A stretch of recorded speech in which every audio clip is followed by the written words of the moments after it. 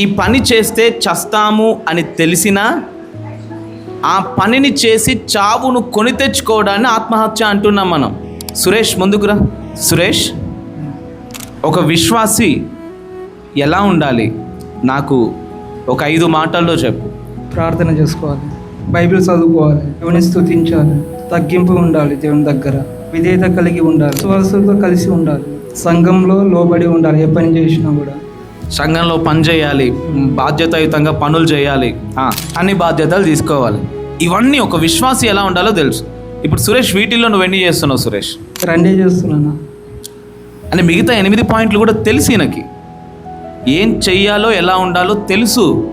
ఈయనకే కాదు, నేను చదువుకోలేదండి బాబా, నాకేం రాదు, నన్ను ఏం చేయమంటావు అనేవాళ్ళు కూడా అనర్గళంగా విశ్వాసి ఎలా ఉండాలో చెప్పడానికి సామర్థ్యం మీకుంది. పరిశుద్ధాత్ముడు మీకు జ్ఞానం ఇచ్చాడా లేదా? మనం అలా ఉండం.